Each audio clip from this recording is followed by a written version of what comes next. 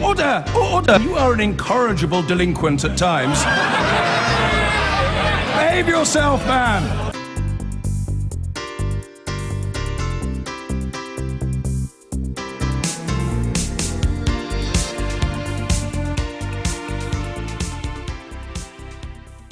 Well, we've heard a lot recently about the impact of staying in or leaving the EU on jobs and trade. Issues like immigration and security are also at the heart of the debate, however, which makes the Home Secretary, Theresa May, a key figure in the campaign. She's on the Remain side, and she's with me now. Good morning to you, Home Secretary. Morning, Andrew. If we stay in the EU, will immigration go up or down?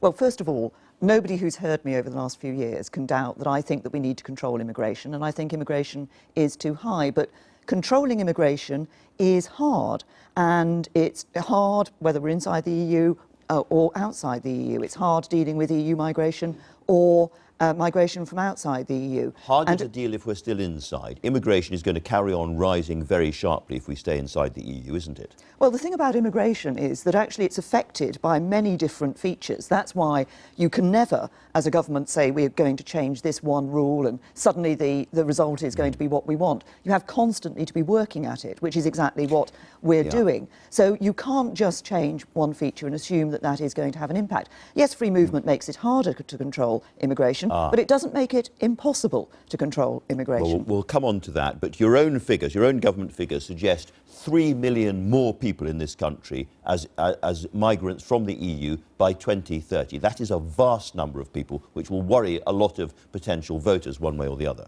Well, I understand why people are concerned about immigration. So 3 million is a reasonable figure, is it? Well, that was an independent figure, but if I can just say, I understand why people are concerned about immigration. They're concerned about immigration because it has an effect on public services, on jobs, and that's why it's important for us to control immigration. But as I say, control immigration is hard. We have to keep working at it. Okay. That's exactly what we're doing. And if you look at membership of the European Union, if we were to be outside the European Union and have some of the arrangements that people say we could and our own controls.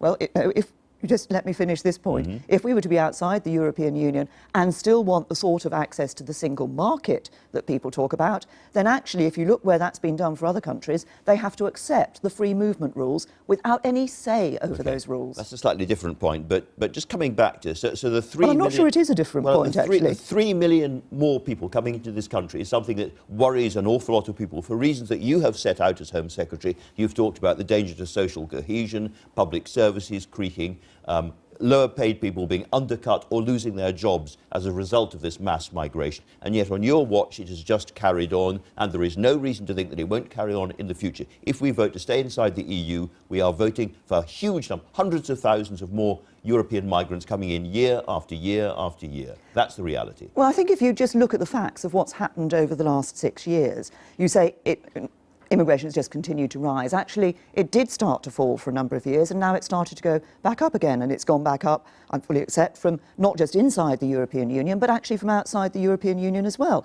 That's why I say controlling immigration is hard. This is not an easy thing because it's affected by a whole variety of different factors. So why is it that the government is bringing in another Immigration Act, for example? Precisely because there are things we now think we need to do to help to bring that greater control into the immigration system.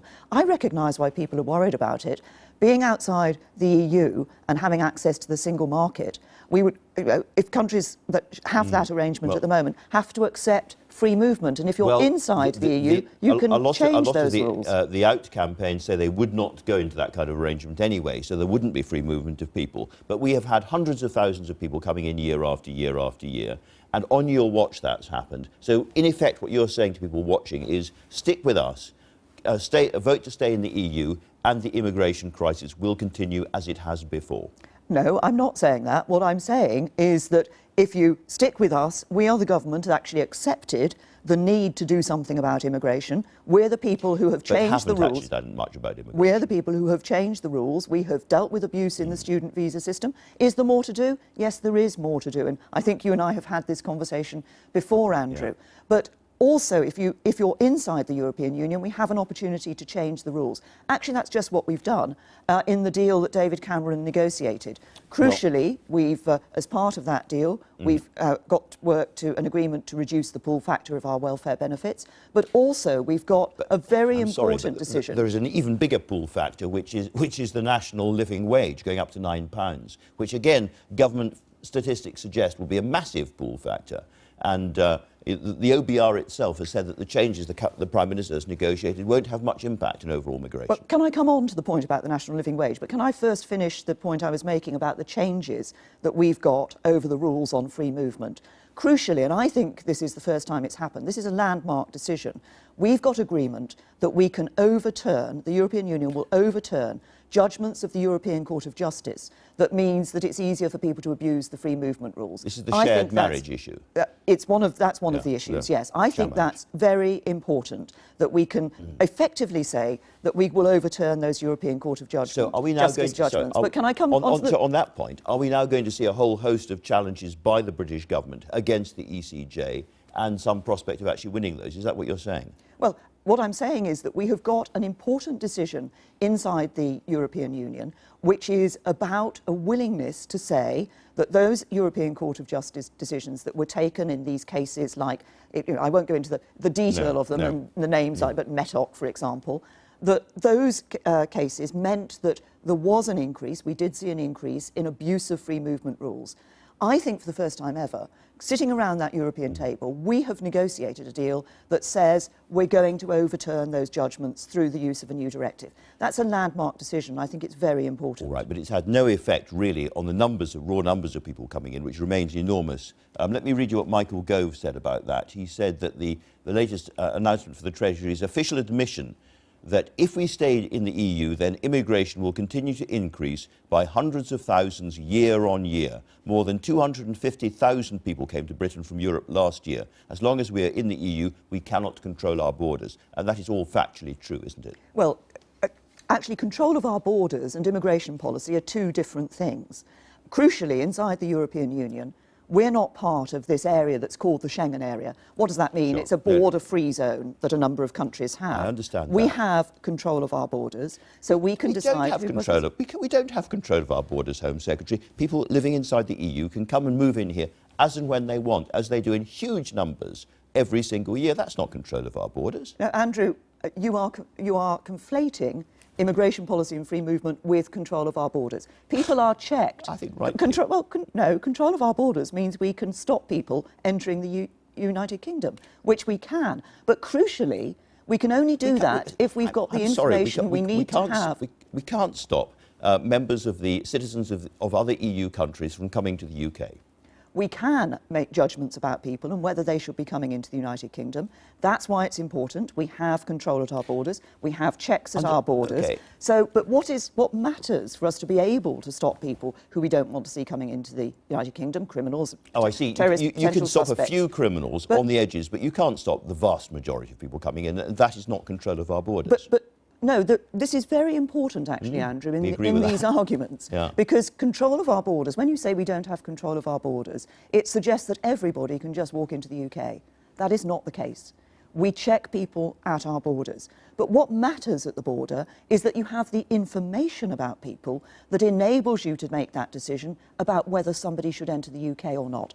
We are more likely to have that information if we're inside the European Union, working with other countries in Europe, and have access to the various tools, the various things. These are, I can get jargonistic about the names. Please don't get jargonistic. But I come back to the basic point. The vast majority of people can come in as of right and do as of right. And you're saying that there are some people who are criminals, and because of our relationships with other EU countries, we know who they are. But that's only the case if they have done something really heinous and they have been flagged in advance. Mostly they will just walk straight through.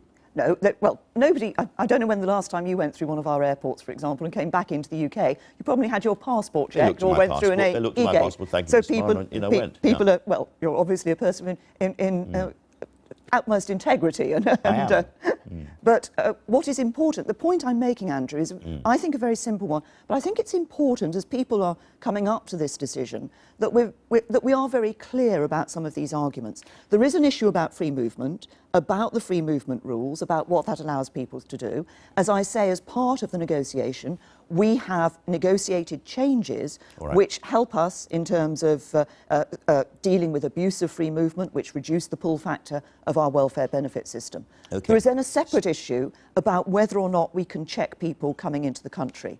And that's why I'm saying we shouldn't conflate those two issues. They are separate. If I may make 2 points on the second of those. We have stopped, I think, about 6,000 people since 2010 from the EU coming into this country. That's way less than 1%. And second, if we were outside the EU, there would be a visa system, so we'd know much more about who was coming in. Well, first of all, we don't know what the system would be if we were outside the EU. That's one of the uncertainties. Wouldn't you like a visa system as Home Secretary? We don't know what the system would be because that's one of the uncertainties. But you say that actually we have stopped people coming from the European Union at the border. One of the other things we've negotiated in the deal is actually making it easier for us to stop people. It's about the definition of criminality. We've made it easier. We'll be able to stop more people. We'll be able to deport more people as a direct result of the deal that David Cameron negotiated. And yet, when it comes to the couple in Wolverhampton who were bludgeoned to death by somebody who had come in, and many more cases in the newspapers, what we have, you have no control over who people are until they commit an offence, until they commit a crime. And in terms of people coming in who are flagged, they have to have done something absolutely appalling before they can come in. Judges have been saying, are we now in the situation we can't send people back if they've been, we can't stop people from coming in if they've been child molesters, if they've been child killers. The system is simply not working. Well, there is no doubt that we need to do more in exchanging criminal records. But I also have no doubt that we're not going to be better exchanging those criminal records through the systems that are available if we're outside the European Union. Actually, it's being inside the EU that gives us access to, I mentioned the jargon earlier, you know, things, they're called SIS2, ECRIS. This is about ensuring at the border we've got the alerts, that we can exchange criminal records. These are important tools. They're tools that are shared within the European Union. Because we've got free movement. No, they're tools. I think it's important that we're able to stop people coming into the UK who we don't want to have in the UK, regardless of where they are coming from, and that we can work with others to do that inside the European Union. We have a number of systems that we are members of that help us to do that. It is easier to exchange that information. It's easier to have access to that information inside the European Union than it would be outside the EU. 3 million people coming in by 2030. Good thing or bad thing?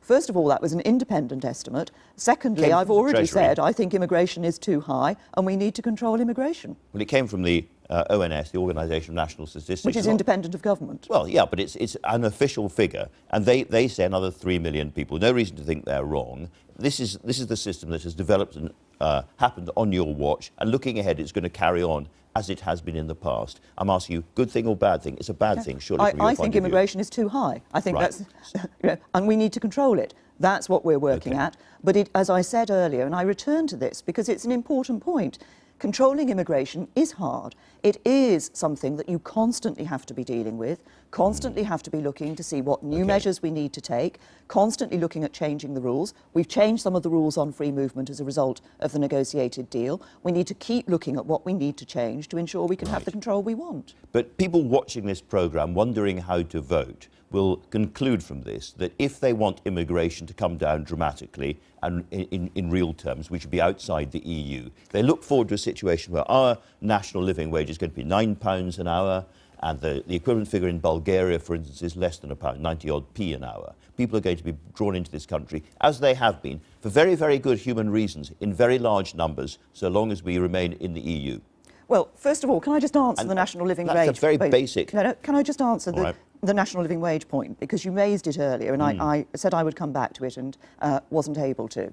I think, yes, obviously the national living wage is going up, and people look when they're looking to move at what they're going to be able to earn. Sure. But of course, what we have at the moment is we see people in the UK, migrants coming in to take jobs that people in the UK aren't taking. And of course, one impact of the increased living wage, the national living wage, could be that more people here resident in the UK take some of these jobs. But when people are looking at the vote on the 23rd of June, this is not a single issue vote in terms of they need to look, as I have done. What I have done is looked across a range of issues and a range of challenges that the UK will be facing.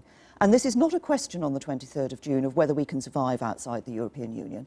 It's a question of what is best for Britain's future. And I think if we look at the challenges we will face, the challenges of security, of trade and the economy, that actually looking ahead, Britain's prosperity, the opportunities for people living here in the UK will be more secure, will be better if we're inside the European Union.